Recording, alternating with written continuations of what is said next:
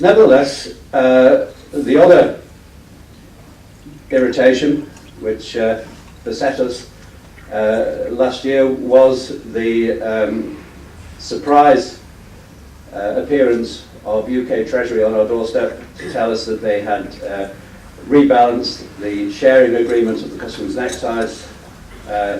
They wanted an immediate decision in September, agreeing to an immediate £100 million a year cut in our share of the agreement because they believe it was too favourable to the Isle of Man.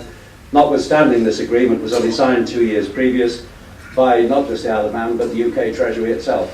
I think after reviewing the situation, they decided they got a bad deal in these negotiations, and so they ripped up the agreement.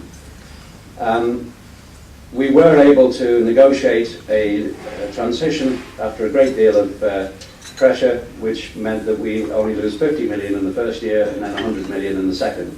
But it has made obviously a big difference to what we can deliver in the budget today. Now, there is some confusion perhaps with these figures when we're talking about the reductions because of the sharing arrangement. The actual reduction as a part of this renegotiation is £50 million for 10-11 and £100 million beyond that per year. The figures you've also heard bandied around are 90 and 140. Now the reason for that is that the 50 million is the actual reduction, negotiated reduction. The balance is the shortfall in the pool of VAT revenues which we share with the UK, which is directly as a result of the downturn in economic activity. So the reality next year, this is 10-11, is that we will be looking to fill a shortfall of 85 million. That's £50 million reduction from the negotiated agreement and £35 million from the shared pool of revenues. Beyond that, we estimate, because in 11-12 the figure goes up to 100 million, but we're also expecting a further shortfall of some £42 million in shared pool receipts, which takes us up to 142 million in fact for future years. Now some of these figures, not exactly a guesstimate, but they're the best estimate at the moment, because clearly everything depends on the performance of the UK economy and the Isle of Man economy, the size of the VAT revenues, whether consumers carry on spending, and how we deliver that. But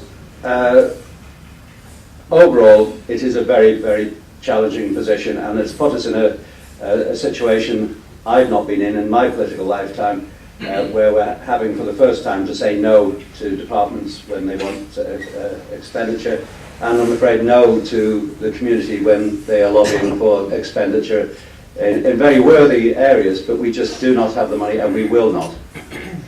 Now, the estimate for this year has shown a shortfall in receipts, again directly, this is 9-10, directly as a result of the VAT sharing mechanism, a shortfall of £28 million. And with various other contributors, we are having a budget deficit for 2009-10 of some 25 million. Net, there is a £17 million shortfall in revenues, and there's been an overspend of £8 million in the DHSS, which takes us up to the 25 million. That money is being covered by the cash balances which we carry in Treasury, and will not come out of reserves. It's just something we will absorb, but it's a reflection of the times we live in, and clearly we have to do our best in future to make sure there are no budget overspends in any government department, but clearly we do recognise the problems that the DHSS have, and we are working our best, doing our best to work with them to ensure that that doesn't happen in the future. So the strategy for balancing the budget, which has come out yesterday, we have 4 options basically. The obvious one is to cut public expenditure. We can raise taxes and charges, use reserves, And also we have an internal mechanism, which I think I explained to you last year, but you probably won't remember now. In terms of our capital programme, we don't have external borrowing, we have internal borrowing, which means that government, the Treasury in effect loans capital to, for example, the Department of Transport for a new road or whatever it might be. That department pays back the central pool in Treasury with interest on top of it, and that money goes back into the capital programme, and that means we have a self-perpetuating pool of revenue for capital development. Now we have an interest rate on that. Last year it came down from 6.25%, I think, to 3.25%. That saved departments internally a considerable amount of money, and we've done the same this year. We've reduced it from 3.25% to 0, so there will be no interest charges. That has saved departments this year, or this coming year, some £18 million. Now that gets us through a piece of short-term pain, but it's not the long-term answer. And it does build up problems because we're not putting money back into the pool again for future capital development further down the road. So this can only be a short-term action on the part of Treasury to get us through this difficulty. The other areas I will come to shortly, but I just want to comment on one, the broader option now, particularly when we're talking about savings in departmental budgets. Now, I've been in PERDA pretty well for the last 24 hours, so I haven't seen many people to talk about it, but some of the feedback I've had is that the overall thrust of the budget this year could have been harder, that we should have cut harder at the start. I just want to put it in context for you to make you understand that the problems we've had with this. We were only told about the VAT cut, or finally told, by mid-October. Ordinarily, the budget round is finished by October. The spending plans for all departments are already decided by the end of October.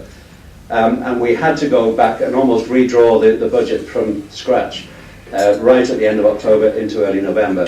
The budget, again, has to be finished by Christmas as a rule, so we actually only had about 8 weeks to rebalance the whole budget in that time. Now, I could have gone in gung-ho with a scalpel and slashed the relevant amount of reduction from all the departments. I don't think that is a rational and mature way of dealing with the budget problems we've got at the moment, though. It's very easy for the private sector to turn around and say, well, all you've got to do is sack some staff.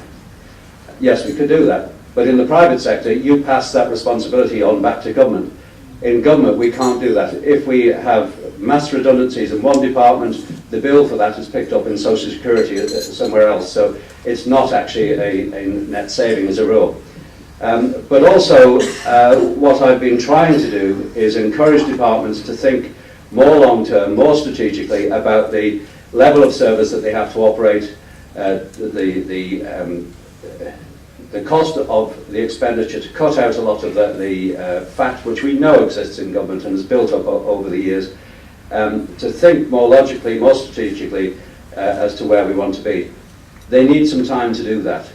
So the budget that I presented this year really is only work in progress. It's only the first stage. It's driven because of the time constraints that I've had to put this budget together, and also to give time to departments to think in a more rational way as how the best way forward might be to protect key frontline services, but without totally disrupting the overall service we give to government.